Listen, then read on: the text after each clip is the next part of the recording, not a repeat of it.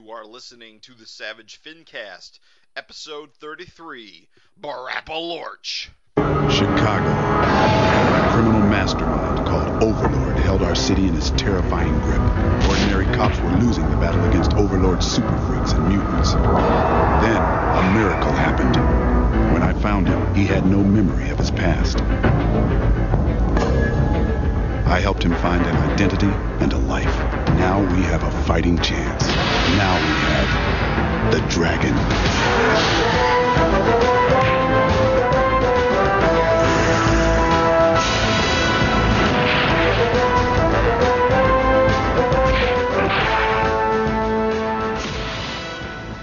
This is the Savage Fincast, coming to you live from the center of the earth.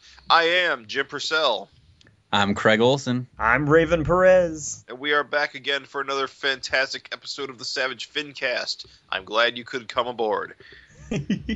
Before we begin, let's talk a little bit about our week or our month. Raven, what's been up with you? Geez. For the month, not a whole hell of a lot. I guess, we won't get into gaming too much because I know it sends Craig up a wall, but... I was going to get into gaming. Oh? It's fine. Just I won't have anything to add to it besides... Did you get your code, Raven? No! I feel gotta tell you, I feel like as a webcomic artist, I feel like the last guy to lose his virginity. Because everyone around me is getting, from their readers are sending them Smash Brothers download codes. And I'm like the last kid on the street. I never did get one. The demo's out today for everyone. So I never did get it. I don't even know what you guys are talking about. Super Smash Brothers for 3DS. See, Craig, what it is, and for the listeners who may not know, Nintendo has their fighting game. It's the Nintendo game with every single one of their characters in it. You've got Mario, Link, the Pokemon characters, Zelda, Animal Crossing, Metroid. They put all their eggs in this one basket. All the franchises you know nothing about. Yeah, 40 characters in this fighting game. 42, if the secret characters are all real. Well, they also they bring in characters from other companies because it's such a big deal, like Pac-Man. Right, they got Pac-Man and Sonic and Mega Man. So, so it's enormous. It's a huge deal to have all these characters in one game. They don't come out all the time. They come out maybe every 5 years or something. 5 or 6, yeah. So that's about right. This is the fourth game, and this has been coming out since 1999. Yeah, so very rare do they come out. So it's a huge deal. And what me and Jim are referring to, very bitter am I, is Nintendo gave out special codes for certain Club Nintendo members. For game demos. For game demos, yeah. And so these cats could play the game before anyone else, and obviously the idea was to build hype. And as a webcomic artist, these people are plugged into thousands of readers, and everyone around me was getting these codes, and I never did get one. I'm so hurt. I got a code. Did you? I had an internet friend who threw up his codes on a forum, and he said first come first serve, and I managed to get it in first. Oh. Yeah, so I've been playing it for a week, and it is rad as hell, especially on the 3DS. I am so jealous. I'm surprised about. I thought the control scheme would be really awkward compared to a game, a proper controller, but it's been great. A lot of fun. I'm so jealous. Green-eyed monster over here. I hate you. This Fincast is over. Mega Man's not as good as I thought he'd be. Well, if that's the worst thing that happens to us today, we're going to be okay. Yeah. How's Pac-Man? There's only 5 characters, and it's Mario, Link, Pikachu, Villager, and Mega Man. I'm jealous. Which wasn't a bad mix, but yeah. I just want to cry. Yeah, the full game will be out in a month. Can't wait for that. The demo really put me over the top to definitely get it on launch day. Right on. I was a day one launch purchaser anyway. Like I said, These are it's a big event. To put it in terms, if you don't know what it's like, it's got the same impact as the first 3 Halo games. When they hit, there were midnight releases and lines and people sleeping, on the streets to get their copy first. This will be a million seller for Nintendo. It's a big deal for Nintendo. It's already sold 1 million the first week in Japan. Yep, it's huge. I like how you're like, if you don't know what it's like Halo. Yeah, it's I like don't even know what video Halo game. is like. I thought you were gonna say some Savage Dragon issue. Oh, well, If you don't know what it's like another video game you never played. let me see. If you don't know what it's like It's like Multiversity, okay? it's like that Nicki Minaj video. Remember how when that hit, everybody had seen it and had an opinion on it? And I have no idea who that is. are you serious? No, I don't know. Oh, no. With the butt? I also don't like music videos with butts. What? Not a butt guy. I mean, huh? I'm dumbfounded. It's like you just told me you hate bacon. Do you hate bacon? I do like bacon. Okay. And most pig parts. I was scared for a minute. Well, Craig, I'm sorry. So that's me and Raven's week. How are you, Craig? Oh, man. I don't even know. I feel like such an old person. I didn't know anything you guys are talking about there. But Well, now, how was your vacation? Oh, I can Vacation. talk comics? Well, vacation was good. This ties into comics. Oh, right. As you guys know, I wasn't around for the last episode, which, by the way, you guys killed it. It's kind of nice to Listen. to actually listen. Yeah, one time. I really enjoy doing this, but to be able to sit down and not know what's gonna be said or anything like that, it's kind of a fun experience. So that was cool. Raven, do I really sound like the way you made me sound? I sound like a dopey John Lennon. No, that's just how Raven sounds when he does impressions. My impressions are almost always horrible and inaccurate. Oh, man, I was cracking up when I heard that. And now I also know how listeners feel when we screw up, like, characters' names or, like, Oh, yeah. who's that guy? When you yell at it, I was yelling back at you guys, but you didn't hear me. We needed you. We called out for you. It made me feel all warm. And he and looked fuzzy. down and said no. Good watchman. But yeah, I went up to Montreal and I stopped by one of my favorite stores of all time. We end up going there maybe every couple years, and we always stop by the Drawn and Quarterly store in Montreal, which is one of the coolest comic book stores. It's all like, What do they have, their own storefront? yeah, they have their own store. It's been there for a long time now. And they have all their books in there. And then they have like a lot of books like Fantagraphics and like those type of books, a lot of underground comics and all that. And it's just a really cool store. It's got like every type of underground comic you'd want. So they don't just do Drawn and Quarterly? Not just, yep. They don't do just, but it's all like indie. yeah, it's all indie. Yep. Oh, beautiful. Yeah, it's awesome.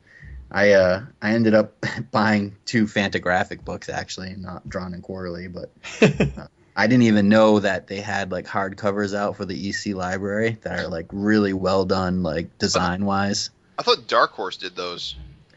No, I don't know. I mean, it's the first I've seen these hardcovers, and they're all like, I don't know, they have like 7 or 8 of them out, and they're all per like artist or cartoonist or whatever.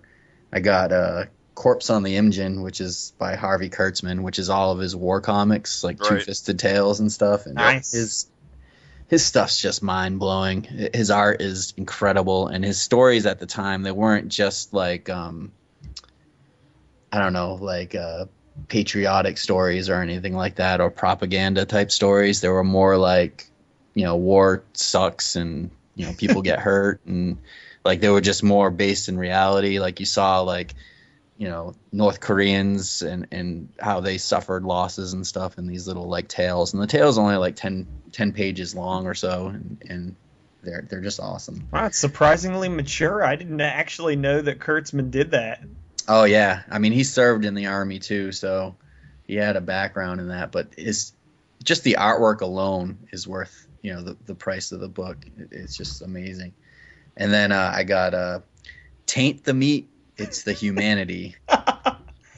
Nice. And that's by Jack Davis's kind of EC Crypt Keeper type stuff, which is pretty cool. But yeah, definitely check those things out on Amazon or your local funny book store. They're really well put together. The design of the hardcovers are amazing. When I saw that you had put up a picture, I had no idea. I don't like to Facebook creep because I like to talk to people, and I knew we were going to talk about your vacation on the Fincast. But when I saw the poutine or whatever they call it, I was like, oh, he's in Canada, okay. Yeah. I got a Canadian buddy that is a hardcore poutine pimp or whatever. I know I'm saying it. Yeah. Poutine. I like saying poontang. Just poontang. I'm from upstate New York, and poutine's a staple food there too. Really? Yeah. Yeah. French fries, cheese curds, and gravy. we got a cheese. Where I lived, we had a cheese factory close by, so cheese curd was a major delicacy.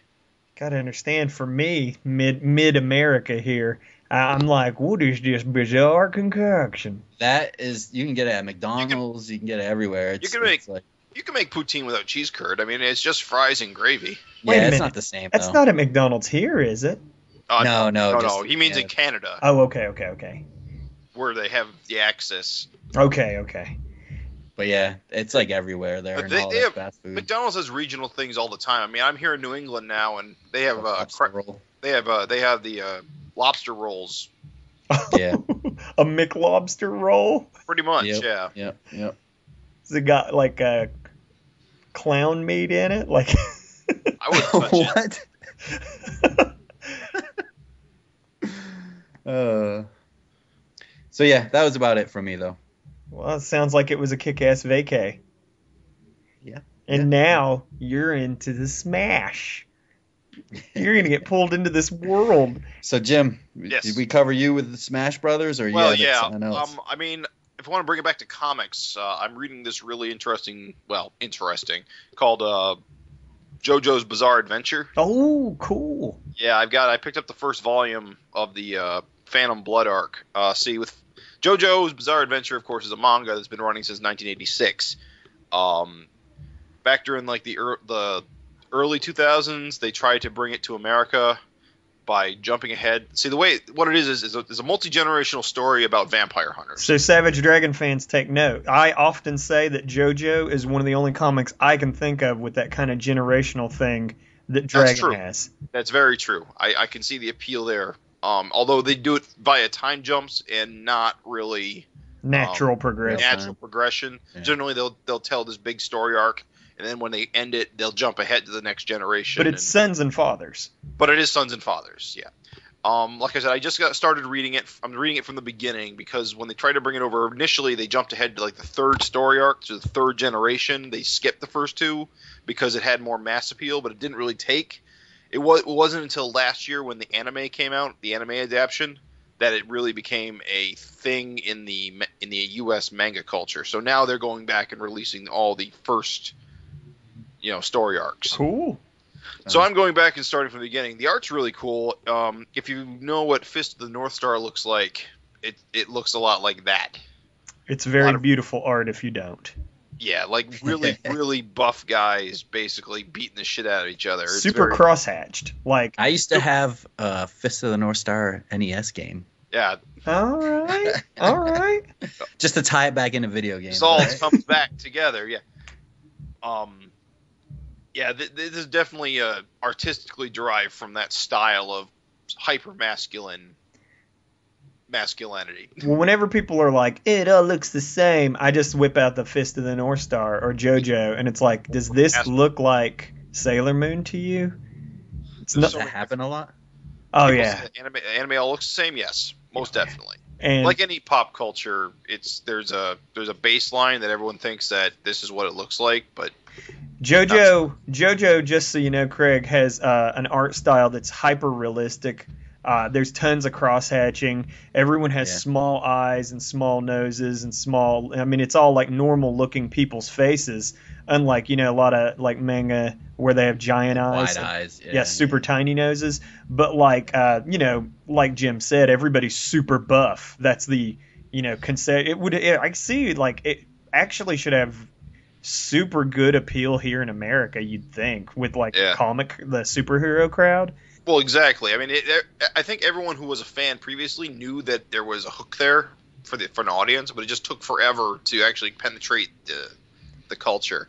These guys basically are like X-Men. I mean, they have like all these different abilities. Yeah. And so it's like you might have a guy that has like a gun and he can shoot a bullet and then the bullet can be controlled any way he wants after it leaves the gun, like with his mind. Or then you might also have a guy that like, he can control shadows And so, like, if you're in the shadow or whatever, you're completely in his grasp. If you can get to where there's not any shadows, like, he's, not really a good fight. Very X-Men-esque, like, all kinds of really off-the-wall superpowers. Exactly. Cool. And although I think a lot of those superpowers only sort of came about during, like, that third story arc, the, what's it called? Stardust Crusaders. Right. Yeah, that's the third arc that was released back in the early 2000s when they tried to, popularize it initially. The actual first two arcs are a lot different. Okay. That's why they took so long to come out here. Is that it's actually more like, in many respects, more like Castlevania. Oh, okay. With your Simon Belmont character, basically fighting this guy called Dio, who's like a king of vampires. Dio? Yeah, Dio. Oh, that's the other thing about the manga. There are a shit ton of music references. Yeah. Every character is like named after a musician. So, Craig, you're absolutely right, actually. It is that Dio. Yeah. So, yeah, it's pretty cool. It's fun as hell. Goofy distractions. You doing this digitally? Yeah, there was a copy on Comixology. No, actually, no, it is, but I picked it up on Kindle instead because it was $3 cheaper. Sweet. Yeah. Cute. So, at any rate, that's my comics for the week. That's what I was doing. Nice. Sweet. Smash JoJo. Things couldn't be better. So, we should probably get on to Erik Larsen news. Let's do it. First bit of news, we've got some final details on the Dart statue, which we've been talking about for a while. We brought up a couple times. The September previews catalog had a full-page ad and order information for the statue. Of course, it's made by C.S. Moore Studios, the guys who did the original Dragon Bust and the She-Dragon statue.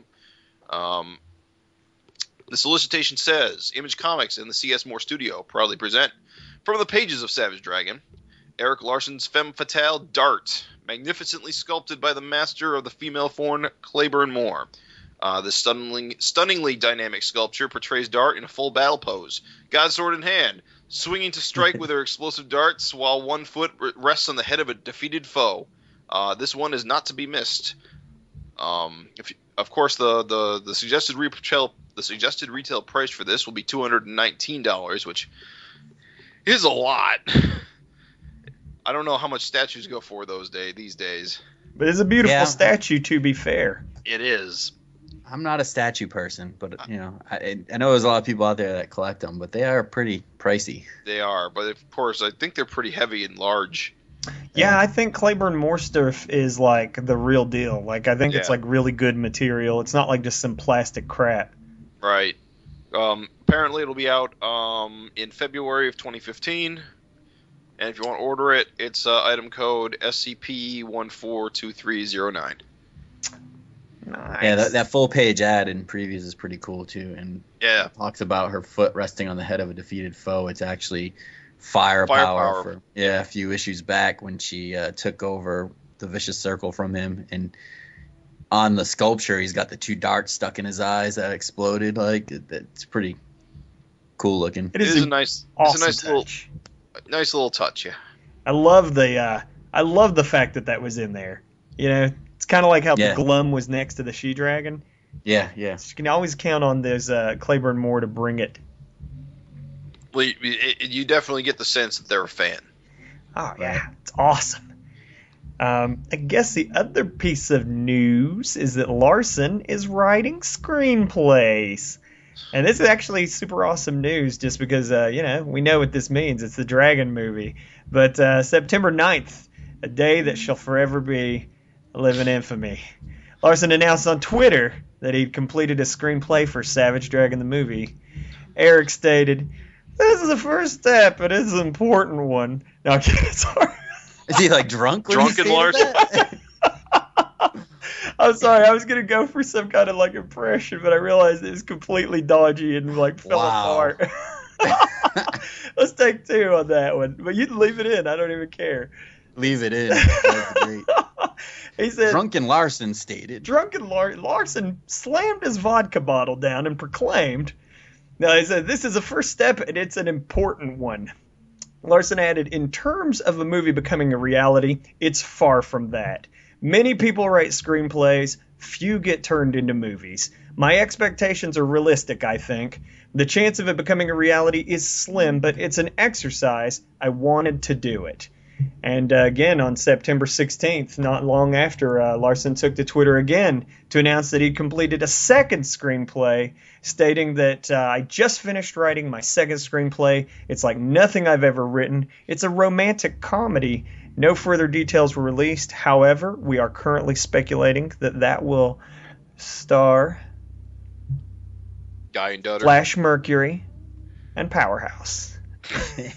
It's gonna be a. I love how like all of a sudden he just bangs out 2 screenplays. Well, I'm sure he's been working on both in tandem for a long time. Yeah. You know, having put the Scooby-Doo story to bed after all these years, he's got some. There's no longer a ghost, an albatross around his neck, so he had to get some new albatrosses. I wondered what the new thing we were going to sit around wondering about was going to be. Yeah, the Savage Dragon movie script is definitely very exciting news. Oh, yeah. The fact that something exists that you can shop around is helps the cause a lot. Right. Also, I mean, I feel like if you've been paying attention, you had seen slowly his interest in that growing anyway, because on Facebook, I forget what movie he said he was watching. I want to say it was like John Carter or Mars. But right. he was like, when he said he saw the CG on that, he was like, okay.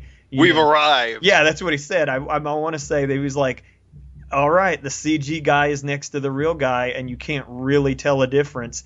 Now's the time. And I was like, well, that's cool. I actually thought we were there 5 years ago, but I think it's a good time for him to put this out too, honestly. Right. I mean, think about weird superhero movies are getting big right now. Superhero movies are huge now. All the Marvel properties are locked up. No one's going to be able to get a Marvel. Either, Marvel owns it or Sony or Fox. That's a really good point. I hadn't thought of that. Marvel is definitely the most successful line of comic movies, and they are all locked up.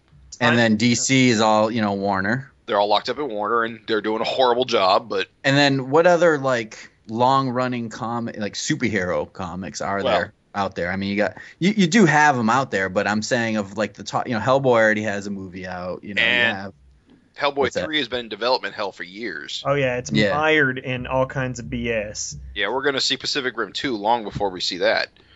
So I mean, think about big superhero stuff that's still going. Spawn had a movie already. Yeah, but that was ages ago. That doesn't even count. That's like the prehistory of successful superhero movies. With Blade. Yeah, Blade kicked it all off. If you're looking for kind of an independent superhero that's not locked up at a studio, Dragon's up there. I would think some recent indie comic films have kind of tanked, like Sin City, Dame to Kill For. That tanked. I saw that tanking a mile away, though. Yeah. I mean, I think it ran its course. I think it had, when I watched it, I thought it was great from an artistic point of view. I didn't really want to see any more after that, though. Right. I was like, it was good. And then they did The Spirit, which is very similar. And it's like that one's trash. Yeah, it just kind of, all right, we've seen this done before now. I don't really need to see it again. I've read the comics. I know those other stories. I had no interest, and I think a lot of people felt the same way. And I think a lot of people that don't even like comics or Sin City or anything like that probably didn't even get the first one, really, and what they were trying to do with it. I'm trying to think of some recent indie comic movies. I would agree with Craig. I think that if you want a superhero who is not one of the big 2 corporate comic heroes, honest to God, you couldn't probably do better than Savage Dragon. I mean, he is one of the few triple-digit issue characters out there. Who else? I mean, I can't even think. Invincible, maybe. Yeah. Oh, Invincible needs a movie. Invincible needs a movie, but honest to goodness, it's not that much different than a Superman. Yeah. I don't know. I just don't think it's going to drive home. I think when you're talking about superpowered cop versus superpowered criminals, you've got a formula for a movie franchise that is going to be different thematically than anything else. I know that we had the little thing on the forum about R rating versus PG-13. Right. Eric is convinced that Dragon's a PG-13 property. I'm not convinced. But Me either. I'll give him the benefit of the doubt. I think creative PG-13 is not the same as an R rating. It gets an R for violence in my book, if nothing else. Right. And I think, on this episode we talked about saving a little bit of time to talk about, what we'd like to see in the movie. So why don't we... let's hold off on that. Hold off and we'll come back to discuss that. It. Yeah. Sounds good. So we'll get right straight into trivia then. All right. We didn't do trivia last episode, but episode 31 before it we did, and we were going to read the answer to that now and then get you a new trivia question. So from episode 31, our question was, name a cartoonist besides Erik Larsen or Bruce Timm that participated in the giant-sized Kung Fu Bible Stories collection that also participated in Larsen and Timm's other project, Fantastic Four, the world's greatest comic magazine. And the answer was Tom Scioli, and of Godland, as you know, and American Barbarian, and Transformers vs. G.I. Joe. Which is awesome. Yes, he's really been a rising star this year, and he deserves all of it. And so I'm just going to read the people that responded, because everyone responded with the correct answer. We had Colin Murchison, Michelle Fife, Michael Bordwine, and Randall Ruther. And I used a random number generator and came up with our winner. Michelle Fife wins the brand new sealed Fantastic Four World's Greatest Comic Magazine hardcover collection. So send me your contact information. I probably know it, but wherever you want me to send this collection, Michelle, just let us know and we'll get it over to you. And thanks for listening to every single episode and responding to all our trivias. It's always awesome to hear from him. Also, we will accept Van Down by the River. If that's way to deliver it? As a way to, as to where he lives. Just saying. There's no shame in it. Embrace it. So that's kind of messed up. Are you saying that he's homeless? Are you saying he's a bum? A drifter? I'm just saying, as fates, because he's a comic book as fates go, cartoonist. you can't do that much. Whether you could do worse. Living in a van down by the river. Terrible. Okay. I'm sorry. Don't apologize to me. Yeah. So Craig, what's our new question? New question. All right. We'll be talking about this in a few minutes, but in Savage Dragon 198, a troll discusses all of the different beings existing underneath the Earth's surface. Two of the groups he mentions are the warring lava lords and the Magma Knights. In what comic title did the Magma Knights first appear? So if you know where they first appeared, which title, send your response to SAVAGEFINCAST@gmail.com, and we will sing your praises on the next episode.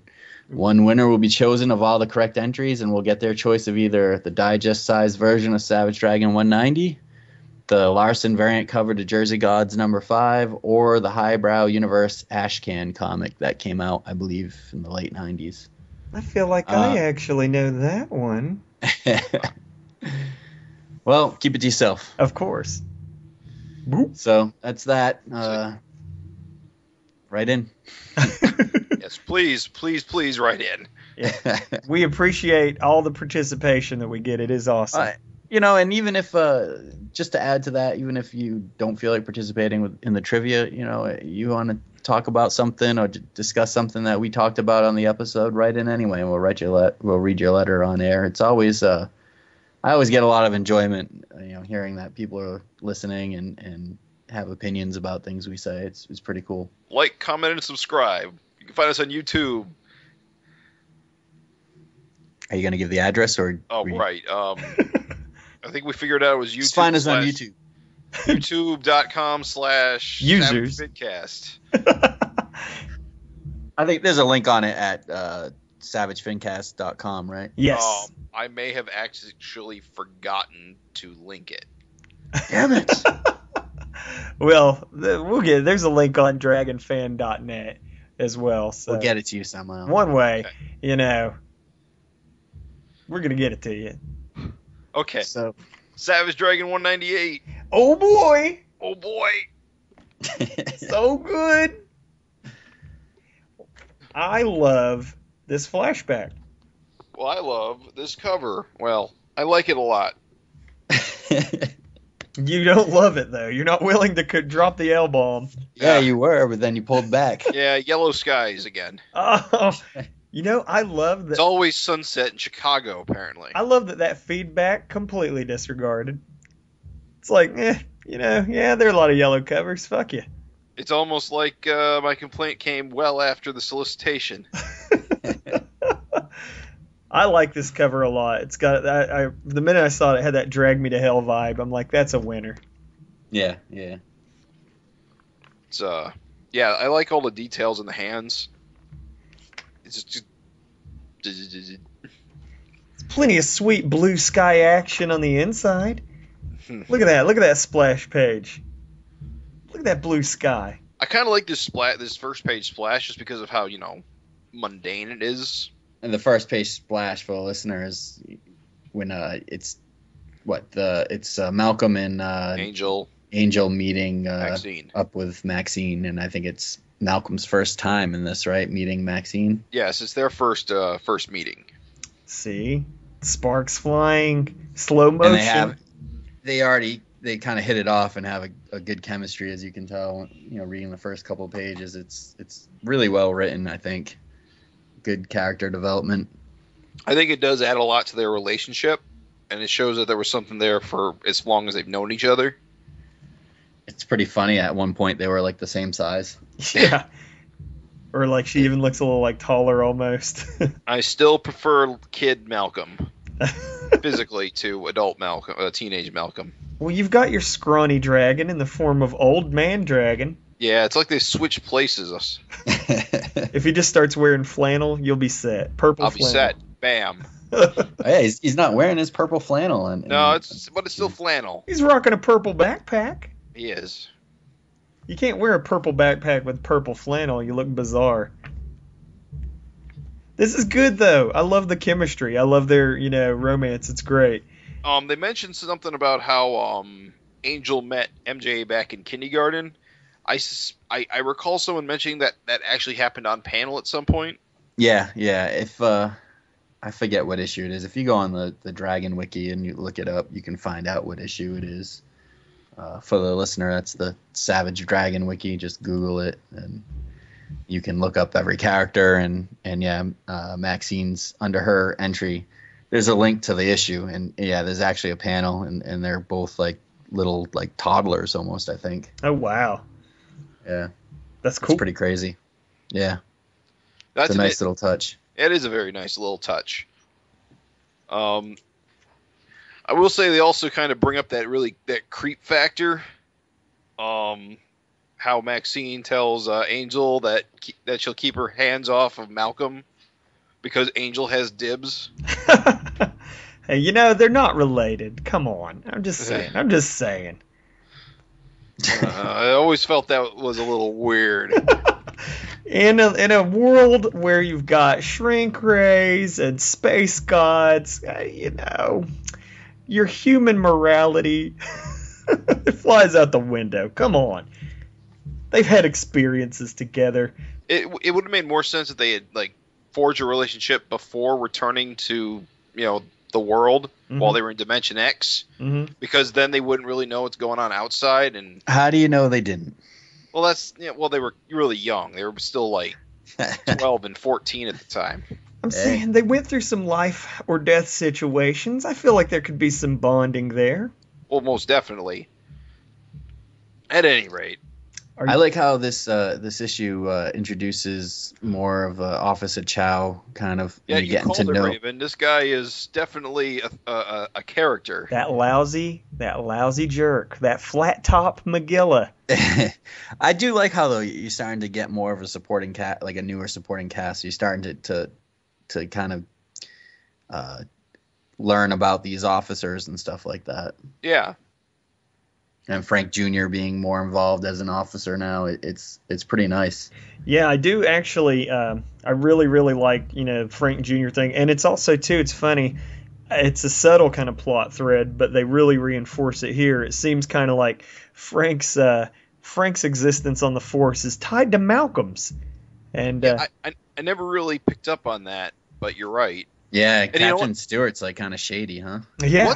Wasn't Frank working in a grocery store like 5 issues ago? He was trying to raise that baby. He's a baby daddy. So I actually completely missed the fact that he joined the Force. Yeah. Yep. So it's a really solid point if he's only on the Force because of Malcolm, because he's Malcolm's handler.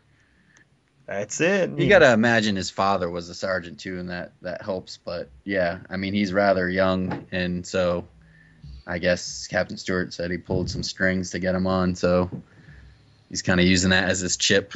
Let me just take a moment. Just a moment. I just want to really relish this. The bean. Oh, yes, the bean. I love that the bean is in this issue. Yeah, it's a cool touch. A long time ago, there was a thread on the forum that asked what we'd like to see more of in Savage Dragon. And one of the things I asked for was to make Chicago more of a city. More of a real city. Yeah. And I didn't really... It's not that I wanted, like, significant details, but it always felt like generic city because you never really see anything Chicago about it. Right. But seeing the bean is one of those things that just, helps show that this is a real city and there are things in it.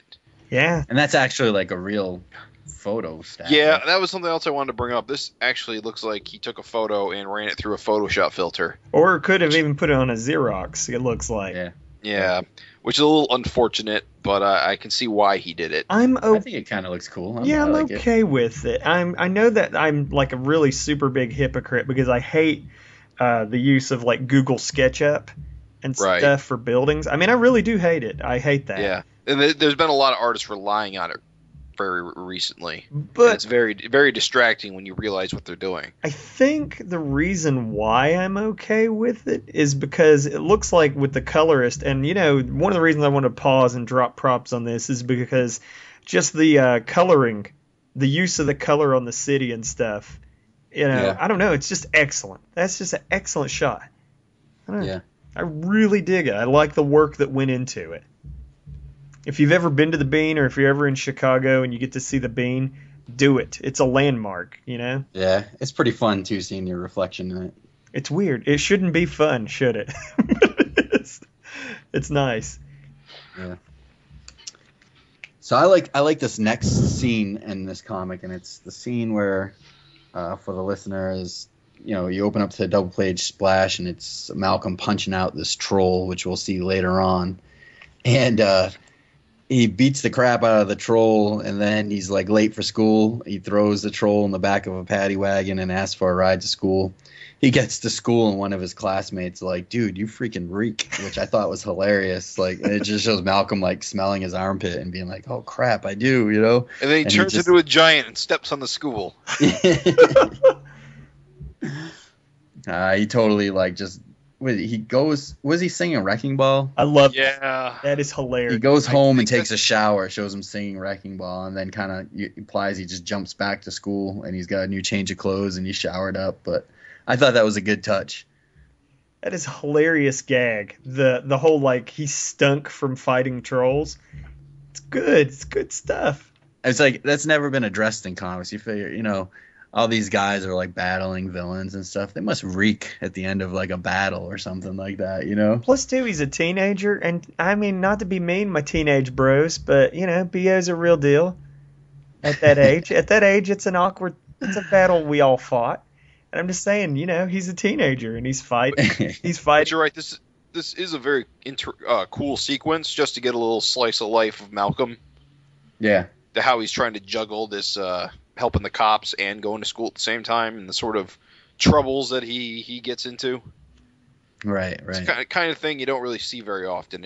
And Eric does it in this, what is this, a 12-panel grid? Yeah. Yeah, it's crazy little panels. I love it. I think it's probably a lot easier to do that many panels when you're twice up in it. Oh, sure. Yeah. I think he said something on Facebook that just 6 panels. So look this is the size of his normal with the old sheet, right? His old boards. Right. So 6 of those panels would be the size of a normal issue. So you've got those other like 6 panels on the top and down the side. That's like all the extra space he has. So yeah. I actually didn't really notice it first time I read it, but there are a lot more pages with a lot more panels. So he's definitely using the twice up to its full advantage. Yeah. It's good. The art in this one's good. It is pretty good. I'm part of the 2-up crew. I'm down with it. I think everybody is after seeing these recent issues. How could you not be? There's some hater out there. It's the internet. Somewhere there's a blog entry talking about it's irresponsible to draw 2-up. It's that damn internet. It's funny because it's true. How dare he draw 2-up? Doesn't he know there's trees? The trees he's killing for some extra space. There's some bullshit. Someone out there hates it. So I thought it was pretty neat, as we move along, there's,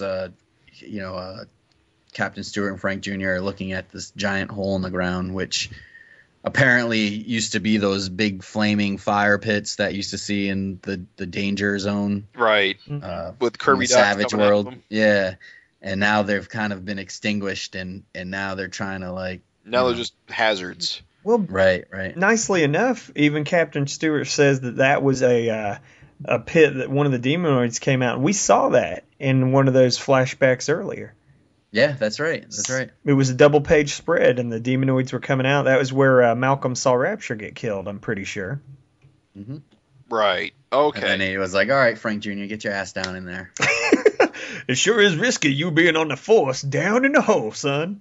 Yeah. I gotta say that wasn't one of Frank's smarter moves.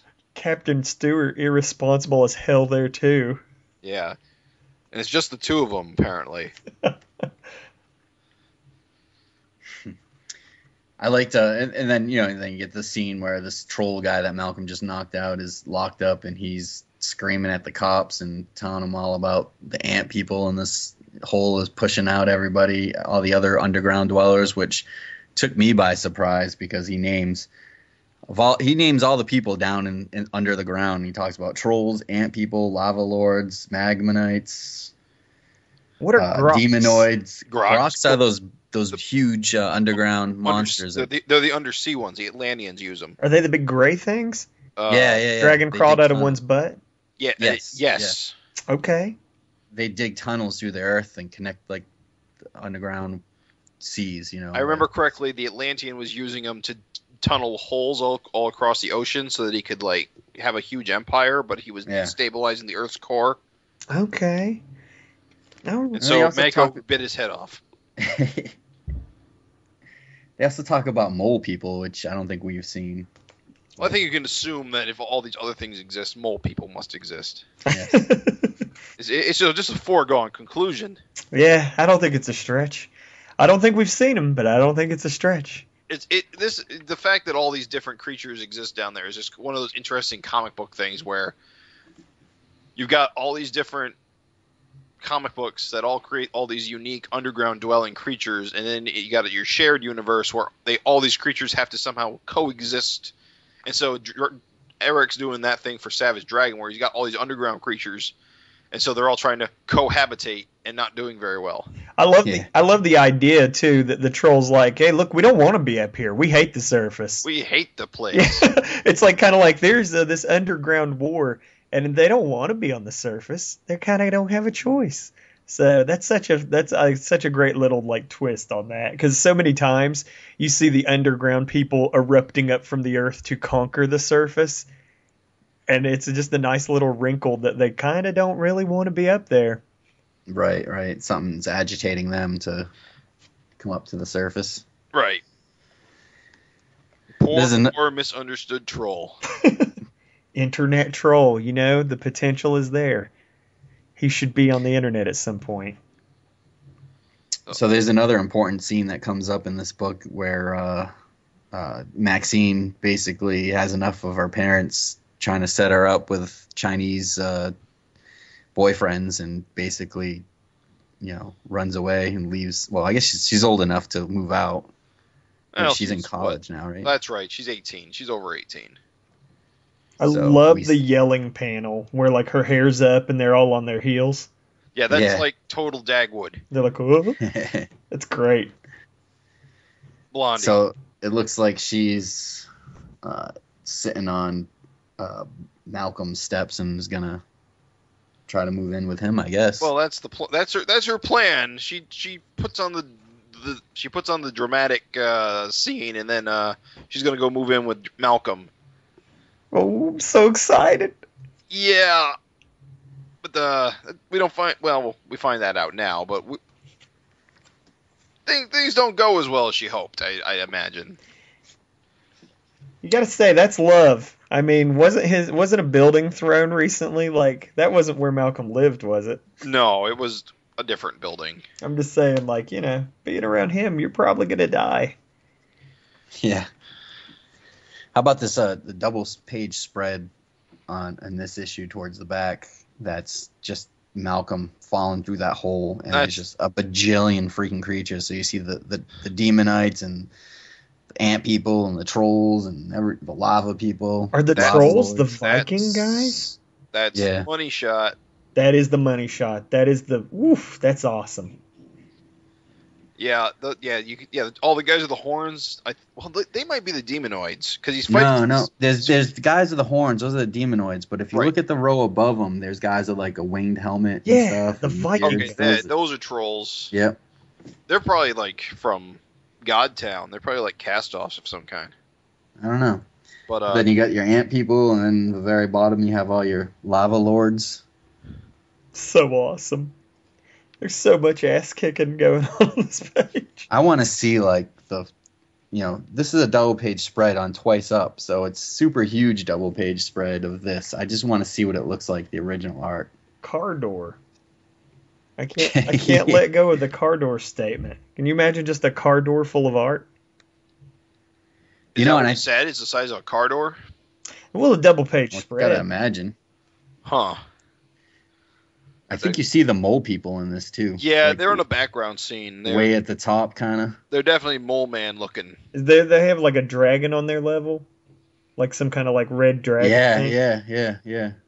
So, because it looks like the ant people are spilling up from that most top layer. Then you got mole people with the little dragon. Then you got trolls. Then demonoids. Then lava lords or magmites or whatever. Pretty awesome. It's sick. Such an awesome visual.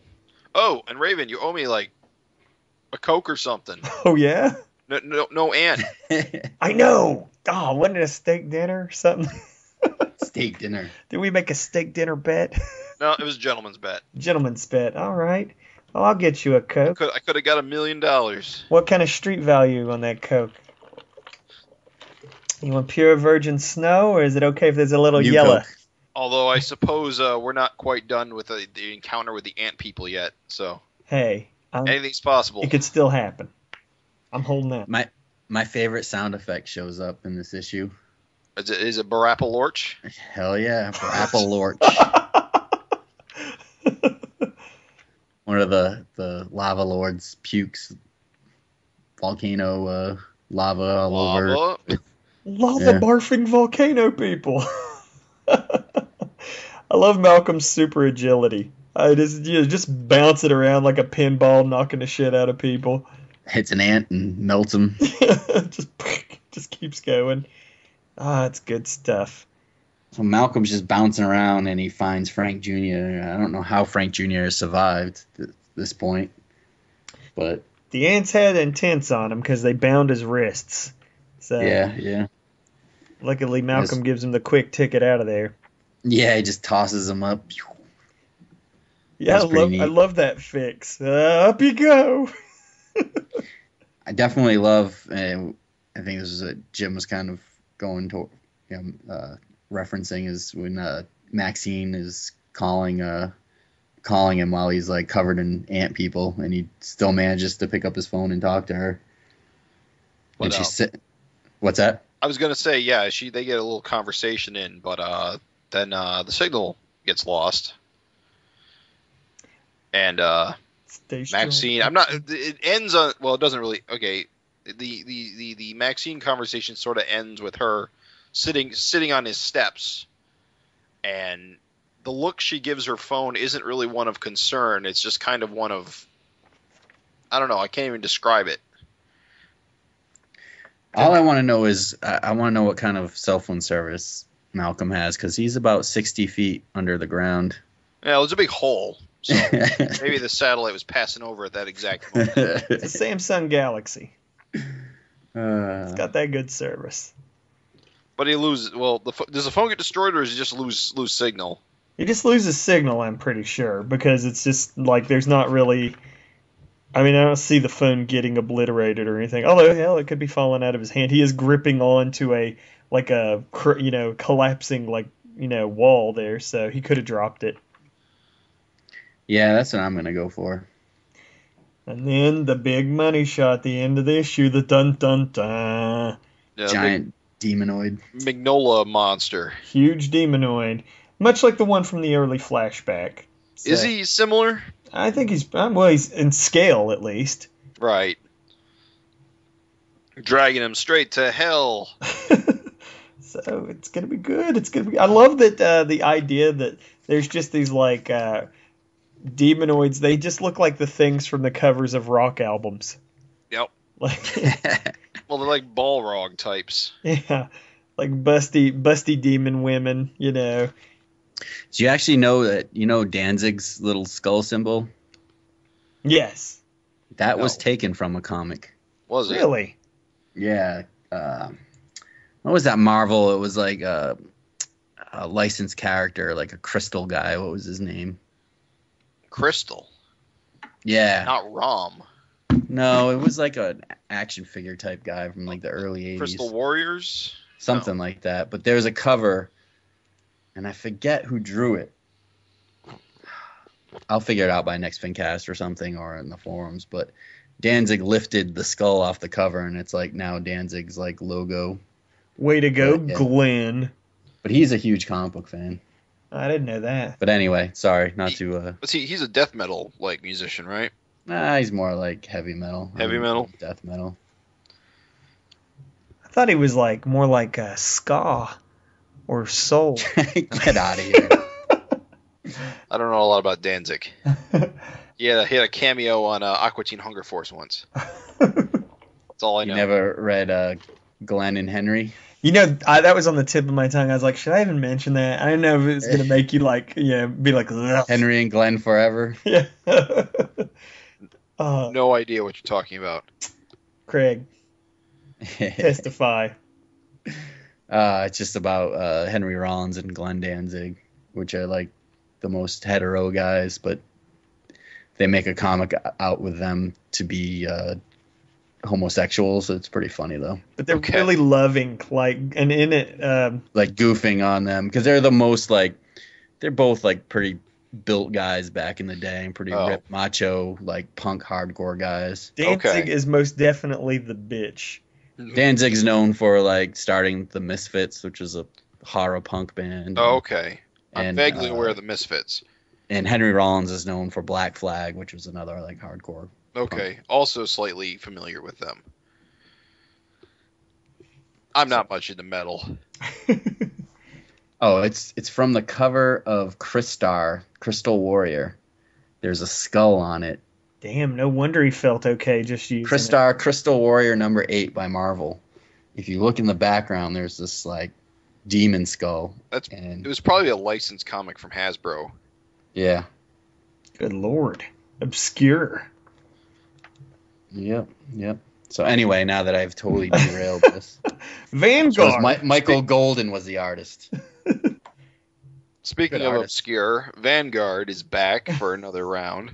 Hey, before we get into that, the letters page on this brought up two pretty interesting things. On one of them, Benny Hassa wrote in and asked about the Seeker, and Larsen said that, he said, the Seeker will eventually resurface, promise. So that's pretty cool that, the Seeker is going to come back to the pages of Dragon at some point. Maybe we'll finally find out who it is, if it is anybody. The big issue 300. Yeah. And then another person wrote in, Drew Woodworth, and mentioned something about an artist edition for Savage Dragon, like IDW does. Right. And Larsen says there's been talk about doing some kind of book reproduced directly from the original art, and chances are that will happen sometime next year. So I'm sure you'll love it. Pretty big news. Yeah, that's kind of crazy, isn't it? artist editions, because I don't know. When you see Larsen art big, if you've ever had that luxury, it's just, I don't know, it's pretty different. Like, do an art book of 198. Oh, yeah. Yes, a car door sized book. Yeah, that'd be insane.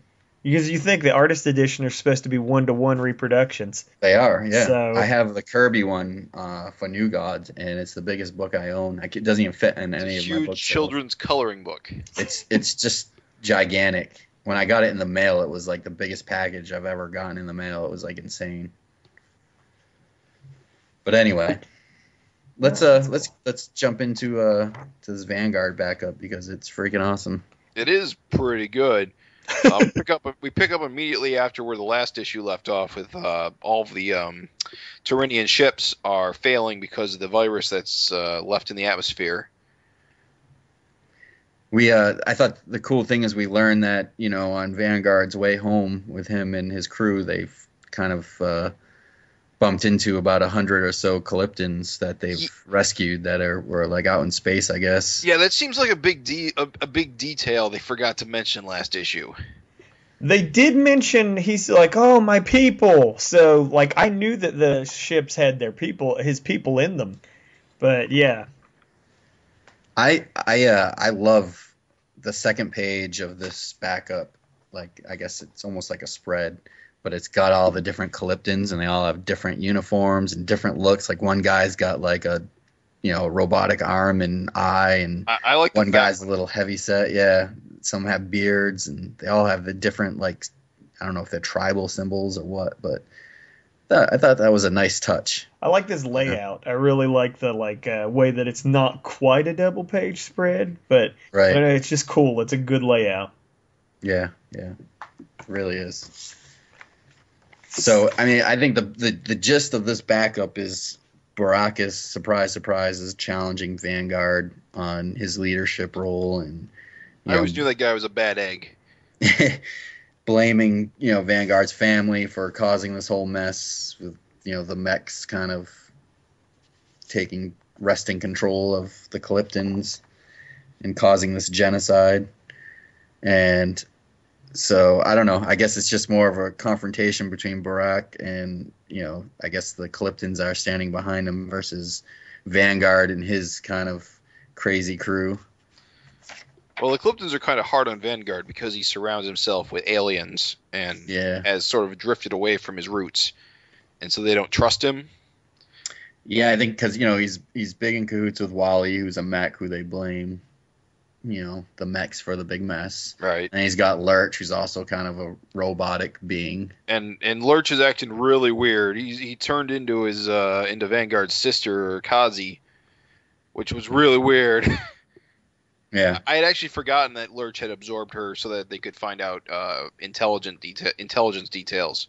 So It sort of kind of makes sense that how screwed up he is. She crops up. Yeah, right. And I think that's kind of an ongoing thing that we're gonna see what's happening, because he's absorbing all these people and seems to get locked into their personalities and traits.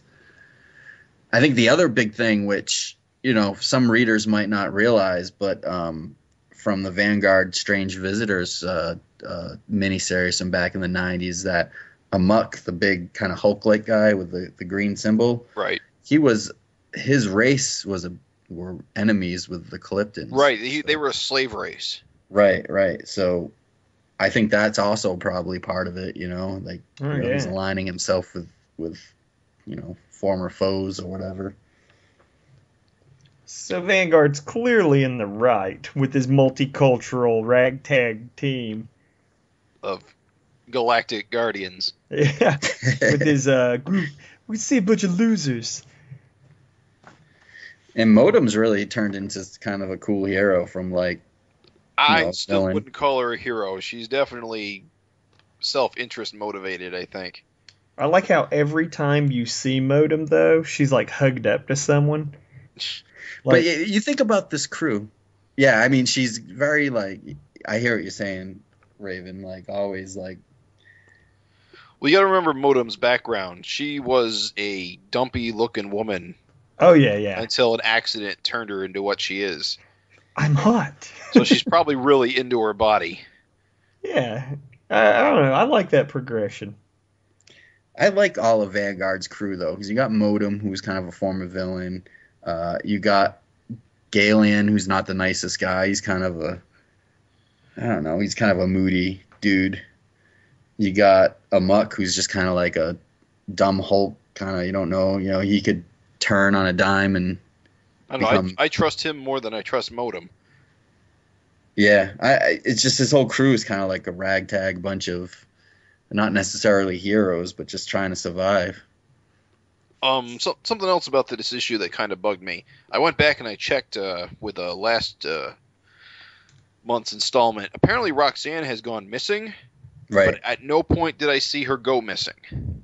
Well, she was there at the end of the last issue. Weren't her and Wally the ones they got zapped together? Like they vanished. And they got like beamed away. I'm double checking that. Away. I don't recall them being zapped away. I'm like 9. Yeah, okay. All right, now I'm seeing it. Positive. I guess I glossed over it. But Vanguard doesn't really have time to worry about that, because the ships are crashing. He goes to rescue him. Then there's this mutiny, like, instantly. So, like, he just doesn't really even have time to... I think what confused me was that Vanguard uses a teleportation device, and Roxanne and Wally disappear, but it shows the same flash on Vanguard, so I thought they all went together. Yeah, it just shows Vanguard being like, where'd they go? I can't find them anywhere. Right, okay, now I see it. Okay, I don't know how I missed that in the second read. Ah, well. that mystery's solved. Moving on. Well, you always have funnies are always a welcome sight. I love them. I love this is gold, gold, gold. And yeah. Vampire Snack Time wins my heart. Scabs. It's funny. That's just eating a vampire eating a bag of scabs. It's hilarious. That fourth panel really. It's really into him. Yeah. I've even come around on Night Watchman. I still can't tell if it's being self-parody or not. It's good either way. Night Watchman is just running. I think we need to see Night Watchman already. It's a little slow. It is surprising that he's not slow been cook. In there. It's Rex Morgan. Oh Jesus. It's hard. Well, what's very hard for it is the monthly pace. Like for everything else, it's one panel. One gag. Misery Loves Sherman. It's like the gag is in those 4 panels. To do a continuing strip from month to month, that's hard.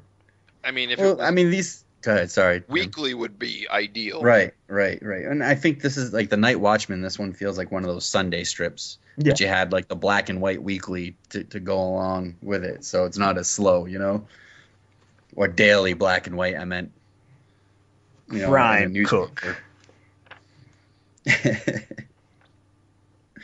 It doesn't make any sense. It's got dynamite in the cake, but it's also ticking, and he still manages to put it out with a glass of water. I love it. And there's still a pie mechanism inside the cake. So why is the dynamite ticking? That's what's so good. It's like I said, I can't tell if it's playing itself straight or not. No, there's no way. There has to be tongue in cheek. Your death day cake? Come on.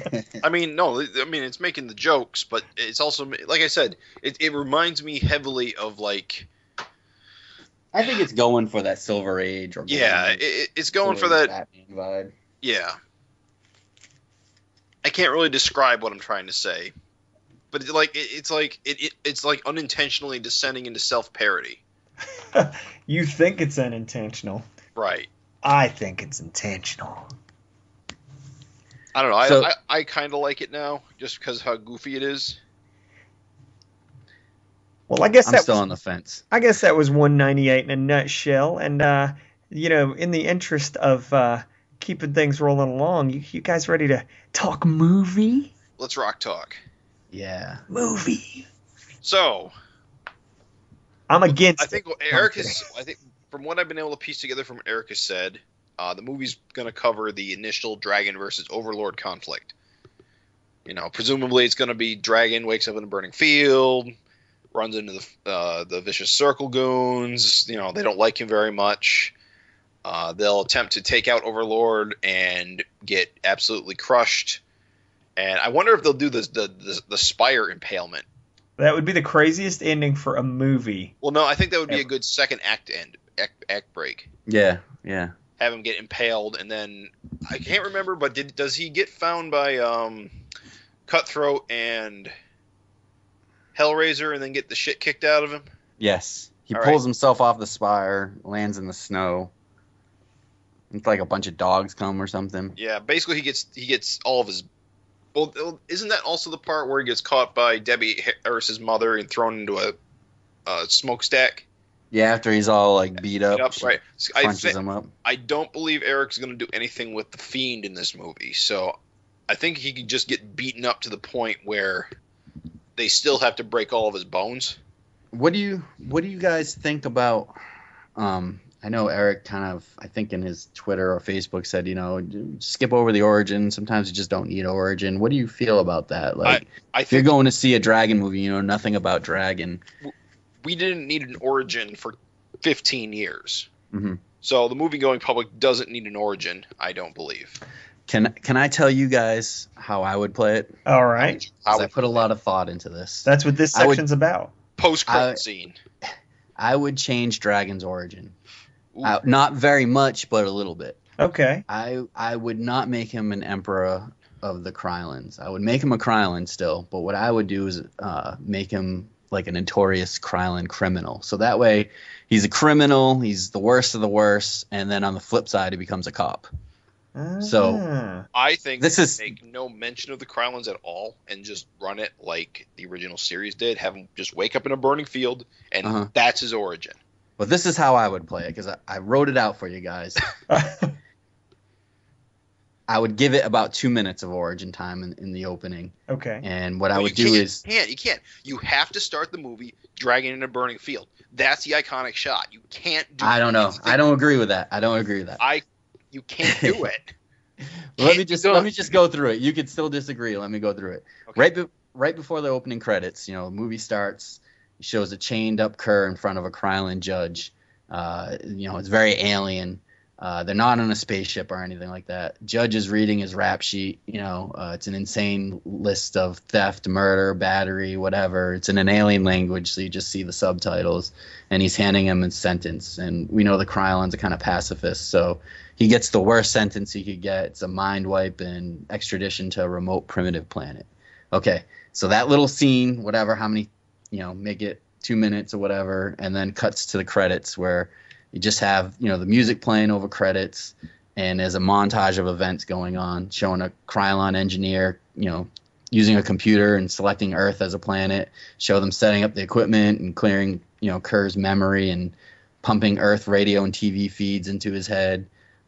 Showing, and even those feeds might show like vicious circle acts on the news or something like that, and then show him get loaded into a small ship and rocketed out into light speed.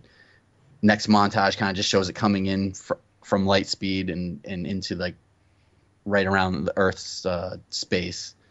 Flash of light engulfs Kerr, and it implies that he's getting beamed down to Earth. Opening credits end. Now, and I know you don't disagree. It's all completely unnecessary. Now, skip to, after the opening credits. Now it's a TV broadcast, a reporter discussing, a threat of the vicious circle and, Chicago just becoming a dump. Zooms out of the broadcast, and you see it's a TV mounted to the wall in the Chicago police station. Can have like Frank and Alex and William Johnson or whatever looking all beat up and worn out, and then a call comes in about a burning field in a possible body where they rush off. That's how I envision it. I know it sounds like you disagree or whatever, and I'm sure a lot of people disagree, but I feel like if people that don't know Dragon, they need some kind of origin. I know Eric hates it and stuff like that, but or Dragon's origin is he's found with amnesia in a burning field. That's literally all you need to do Dragon. You don't need to know where he came from or why. It's unnecessary information. if I was going to do an opening, I would do a close-up with like a flame, fire, and then I would do the credit sequence with various shots of the field on fire, and then when the credits end, you start the camera like really close up on Dragon's face, and then you slowly pan out so you see him in the fetal position in the burning field, and then you see the cops, Frank and the other cops, arriving, and you cut immediately to the hospital scene. Right. That's how I do it. I don't know. I just feel like there's got to be something that makes him stand out. Like make him like the worst of the, like show that he was a villain, and now, with his mind wiped, he's like a hero. I don't know. I think that information is only important if you did if we were into like the third movie and you did an adaptation of Emperor Kerr, then you do the origin story to set it up. Yeah. My 2 cents, I think that unless you're going to have space somehow play a part in the movie itself, right, or who he was before his mind was wiped be a part of the movie itself, I think for the movie to be thematically all on one thing, I think it's probably better. I see where you're coming from, Craig, and I do think that if they want to do the origin, I think it's tough. It's a tough call because you got, Joe Blow expects his first superhero movie to have an origin. That's just what they expect. Even Hellboy, who's not much of a superhero, Hellboy's first movie had an origin. And I think that really helps people understand a character. I think they want it. But that origin comes straight out of the first Hellboy story. Well, that's what I'm saying. It's a little bit more embellished, but it's there. That's what I'm saying, though, is it's kind of one of those things where it's like it is tough because for me, Dragon had an anti-origin, which, at the time, Wolverine was one of the few characters who had an anti-origin. Oh, you just didn't know his past. It seems like then after a while there was a ton of dudes who, you just don't know his past. Dragon's not knowing his past, it never stopped me from enjoying the character. So I think it's possible to have it be like, because it was part of his character initially is he just wanted to know, what his deal was or where he came from or whatever else. I mean, he comes out of the scene, there's freaks everywhere, but for some reason he's just kicking ass, freak ass. So even amongst freaks, if you write him off as just another freak, for some reason he's got this X factor that makes him better. Right. It's interesting, but at the same time, I don't really know. I guess I'll just be the I don't know side of the fence because I think Joe Blow public needs an origin. And I think, like Craig said, you could knock it out in 2 minutes and be done with it. Well, I'd say if you have to put in some origin nugget, cut it like I said, and then at the after credits, toss it in as a way to like pull the rug out from under your audience. Go, oh, he was an alien the whole time. How weird is that? I think that could work. I mean, it's one of the things. Why not just marry the ideas and I don't know. I don't think the movie can start with anything else except Burning Field. You literally cannot do anything else. That is the iconic money shot. The entire movie, the entire franchise is built around. It always comes back to that Burning Field every single time. It is true that it's an iconic shot for this character. I do also think that part of the character not knowing where he's from, I think it's rough because for me, Dragon not knowing his place in the world and wondering where he's from and stuff, if we as the audience know where he's from and his place and it never goes anywhere, I think it kind of changes the dynamic of his trying to find a place a little bit. Right. I mean, as far as, okay, here's the thing, like narrative-wise, if that is his character, and initially it was, and he finds his place as like a on-the-street, police officer or whatever, storyline-wise, you're going to have to somehow, if you're going to throw that intro out there, you're going to have to throw a bone back to the audience so that they can have some sort of closure. Right. And then you can tease it through the whole movie where Dragon's trying to find out his origins, but he never really finds it. And then you throw the after credits on to the audience so they have closure. I tell you, I'm hot and bothered over this PG-13 thing. I gotta say. How are we going to see any dongs? My whole thing is this. Dongs. My whole thing is this. It's like, okay, even if you cut out bad language and naughtiness, cool. Well, Guardians of the Galaxy taught us you can say shit like 50 times. I was impressed. I was surprised. They said shit. They said bitch. Whore. So, how many times can we get away with saying Jesus? Is your argument that you want to see it rated R? Oh, most definitely. I absolutely want to see it. We got to see those fists go through the heads. I tell you, here's my thing. I'm going to take you back to when I was a first-time reader. I'm flipping through Savage Dragon the first time. The thing that flipped my shit, that let me know I had something special, something different. That I can't tell your parents about. Here was a book that had the balls to portray superhero antics in a realistic fashion. Meaning to say that when, think of even all the Marvel movies that have happened so far, largely bloodless. They fought an alien invasion, and yeah, the aliens bled, but it's not red blood. They're about to fight an army of Ultron robots in the second movie. That's going to be a largely bloodless movie. I'm saying that when Savage Dragon hits the screen, if you don't have Cutthroat and, what was the other guy, Killraiser, whatever? Yeah, Hellraiser. Hellraiser. If you don't have Cutthroat and Hellraiser, slashing the shit out of Dragon passing out in a thing full of blood.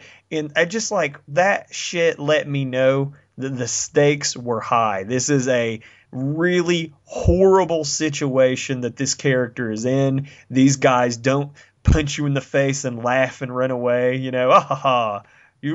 haven't stopped me this time. I don't know. I'm just saying, it's amazing how... I see what you're saying, but I just don't see how studios are going to go for it. I would rather see an R movie, but when you think about merchandising and all the other trends of superhero movies, I find it probably impossible. I hate to bring it up again, but Dread 3D did it. Yeah, but I think it's totally different. He's not like a superhero. He's an action hero. He kills people. But how did it do in the theater? Well, it's been doing absolute gangbusters on home video. Here's the thing. I realize that studios have lost their balls. TV is where the gritty content comes from, and that movie studios don't do that. Fuck yeah, AMC and HBO puts them all to shame. Bingo. And it didn't used to be that way. The small screen didn't used to be where you got your gritty, real content. It used to be the silver screen. Now it's the reverse. I get that that's the way it is. But you want to talk about, I think, a crazy move. Somebody mentioned the difference between a budget for Super versus a budget for Guardians of the Galaxy. All right, that's true. But you want to stand out from the crowd. Marvel already has the market cornered on large, mass appeal, bloodless, superhero antics. I think you want to fucking really toss the dice. Go the other way. Shoot for that R rating, not for anything language or sex-wise. Just do the violence right.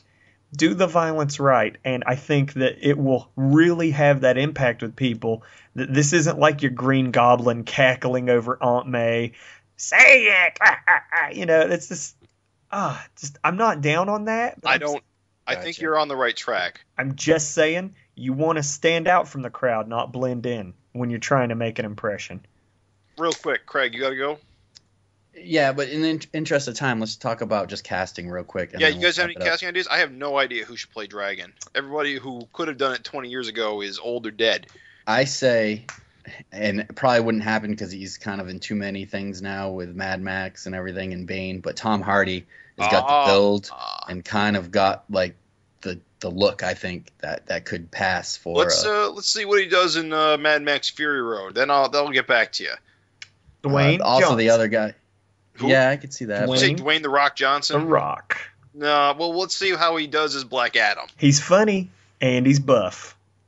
I don't know. I think he could do it, but my worry is it'll be Batista. No, that's my worst case scenario. He can't act. Not handsome. Rock is handsome. Yes, but he's suddenly his stock has gone up a lot since Guardians of the Galaxy. So but he can't act good enough to carry over. I agree. That's what I'm saying. He's probably not. He's not the good choice. But I almost fear that if this got greenlit tomorrow, he'd be our Dragon. Ooh. I think you need to have someone with acting chops that can be a witty, kind of wisecracking, convincing. Dwayne Johnson. Yeah. If you want a wrestler, I want Mako to be Ryback. I don't even know who that is.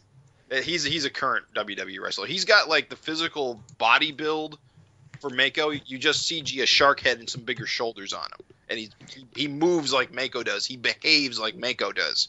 Oh yeah. What about Overlord? Well, he could be anybody. You get a older. I disagree.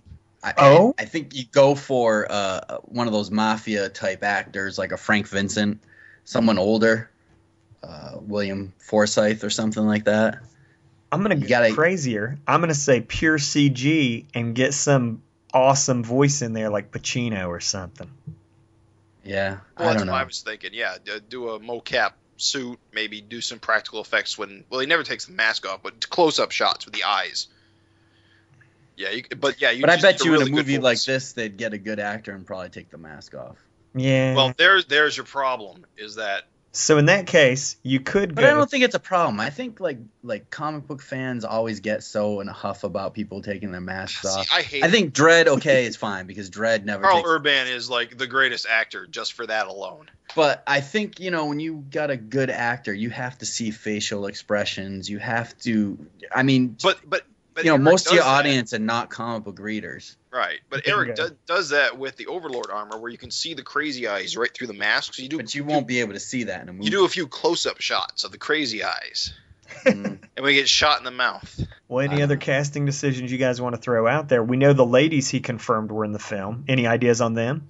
Well, I've suddenly got thinking maybe Zoe Sladina would be a good Rapture.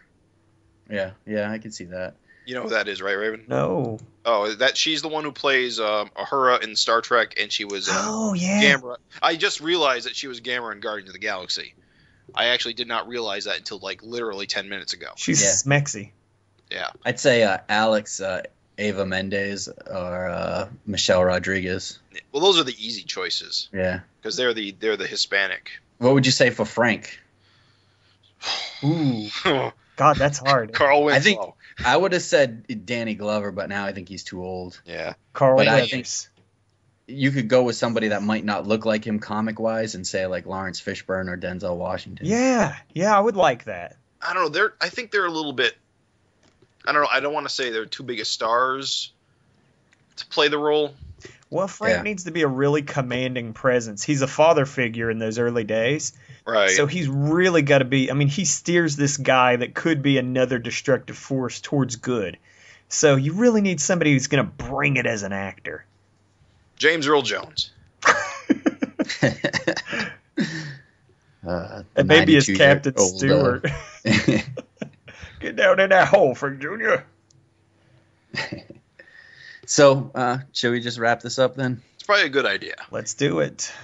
Savage Dragon 199. Malcolm Dragons transformed into a hideous freak. Wrong. Honk, you read the wrong one. What? He sent you an updated email. No, when? He said wrong. He just said wrong. I thought that sounded like issue 197, but I was just rolling. Updated. Okay. Dick and balls. My God. Okay. Here we go. Savage Dragon 199. Countdown to issue 200 reaches its pentultimate issue. Malcolm Dragon tackles the deadly demonoids. It's an all-out underworld war as the lava lords, ant menaces, and demonoids battle it out for world domination. And whoever wins, we lose. The surface world is on fire, and the son of Savage Dragon is in over his head. Pentultimate? Pentultimate. Yeah, I think you threw a T in there. It is my pentultimate issue. I gotta say, this one's gonna be all splashes. It's gonna be all double page splashes. Oh, just to clarify. Sweet like candy.